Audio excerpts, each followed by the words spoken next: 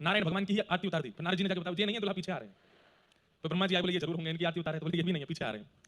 ऐरावत हाथी पर जब इंद्र बैठ करके आया, इंद्र को देख करके सबने सोचा यही है हमारी पार्वती जी के दुल्हा जी। अब तो इन पर पुष्प वर्षा भी हो गई, चरण भी धुल गए। इंद्र को लगा कि ऐसी स्वागत हो रहा है पूरी बारात का, वो भी करवा रहे थे। जब वो तोड़न आदि की जब प्रथा आई तो इंद्र बोले मैं दुल्हा नहीं हूँ, पीछे आए। सब सोचने लगे जब बराती इतने सुंदर हैं, जब एक से एक ये सब इतने सुंदर हैं, तो दुल्हा कितना सुंदर होगा, हम बरातियों पर ही लट्टू हुए जा रहे हैं। आहा, सबसे पीछे आ रहे हैं महादेव। कैसे? यस्यास्ते डाट डाट डुट डुट ममलम टम टम टम टम टम टम शम डम शम डुडम शम डुई डुई चकतम भूपके भूपनालम तैलम तैलम तैलम कुकु कुकु फांग फांग फांग फांग फांग। आहा आहा हु ही करते हुए भूत प्रेत घूम रहे हैं, ऊपर नीचे डोल रहे हैं।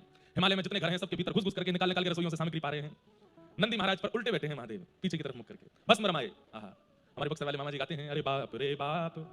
बारात देख करके हिमालय के लोगों की स्थिति कैसी हुई? अरे बाप रे बाप, कैसन कैसन भूत प्रेत, कैसन कैसन सांप। अरे बाप रे बाप, कैसन कैसन भूत प्रेत, कैसन कैसन सांप। अब हम पूरा पद गाते हैं तो यहीं से विवाह हो जाए आज। महाराज बच्चे डर के मारे घरों में घुस गए हैं, माताओं की गोद में चल गए हैं। बोले बचाओ, बोले क्या हुआ? बोले भूत प्रेत डाकनी पिशाचनी सवार हैं, कोई मुखहीन विपुल मुख काहू, किसी का सिर ही नहीं है और किसी के खूब सारे सिर हैं। ऐसे ऐसे भूत प्रेतों की बात लेकर के महादेव पधारे। सासू मां देखते ही बेहोश होकर गिर पड़ी। अच्छा बेहोश पहले नहीं हुई, पहले तो देखिए कौन है। नारद जी बोले यही है आपके पहुना, यही है आपके जमाई राजा। कहां पार्वती जी की सुंदरता और कहां पार्वती जी का स्वरूप लावण्य। महादेव सुंदरता में कम नहीं है, महादेव बहुत सुंदर है, बहुत सुंदर है, पर बनके ऐसे रहते हैं कि सामान्य व्यक्ति उसको स्वीकार नहीं कर पा रहा है।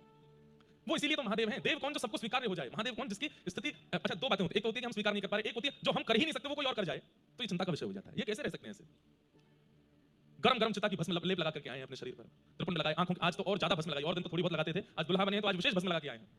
कह रहे हैं आचार्य कैसन कि महाराज महादेव की बारात जाने वाली है, महादेव भस्म का अपने ऊपर श्रृंगार करने वाले हैं। ये जान करके कितने लोगों ने प्राण त्याग दिया ताकि हम शमशान में चल जाएं, हम भस्म बन के लगे। आज सबको भस्म के रूप में लगा करके आए। महादेव बैठे हैं सामने, सासू मां मूर्छित होकर गिर पड़ी हैं। महादेव बोले क्या करना है भैया हमको? बोले अभी तो वापस जाओ, अभी सासू मां होश में आ जाए फिर आना। महादेव बेचारे सब भूत प्रेतों को लेकर के फिर से चले गए, बैठे हैं कोने में जाकर के। वहीं जाकर के बोले हम तो पहले ही ब्याह के इच्छुक नहीं थे, हम तो पहले ही मना कर रहे थे, ये नारायण हमारे पीछे पड़ गए, इन्होंने हमको कहा कि आप जाके ब्याह करो, सब ऋषि जन आके कहे ब्याह करो, इसलिए करना पड़ रहा है हमें तो। फिर नारद जी महाराज ने नैना मैया को समझाया। बोले बाह्य दृष्टि से देखोगे तो आपको भस्म दिखेगी, नाग दिखेंगे, बिच्छू दिखेंगे, बागंबर दिखेगा। भाव दृष्टि से देखो वो सामान्य नहीं है, साक्षात महादेव है। अब की बार जब दृष्टि गुरु युक्त हो गई, अभी तक नैना मैया की दृष्टि सामान्य दृष्टि थी, पर नारद जी ने जब गुरु रूप आकर के महादेव के रूप का वर्णन किया और पुनः जब महादेव पधारे, क्या कहे महाराज, अब बारात फीकी लग रही है, महादेव सबसे सुंदर लग रहे हैं। रूप माधुरी देख करके नैना मैया बार बार बलि जा रही हैं और श्री पार्वती जी का मंगल विवाह पाणी ग्रहण संपन्न हुआ। अद्भुत हमारे भारत की परंपरा की कथा जगत के शास्त्रों की जो बातें हैं ना वो अद्भुत है, उनको समझना सुनना हमें, हम आपको बताएं, आप तो श्रोता हो, हम तो वक्ता हैं। 10 साल से हम कथा कर रहे हैं, हमारा काम ही कथा करना है, हमारा जीवन ही कथा करना है, हमारा परिवार ही कथा है, हमारा जीवन सर्वस्व कथा ही है। तब भी हमको हर दिन लगता है कि हम और क्या पढ़ें और क्या सुन लें और क्या हमें प्राप्त हो जाए, अभी भी कुछ अधूरा है, कुछ रह रहा है, कुछ और लेना है। और इसी कारण हमें लगता है कि हम सुना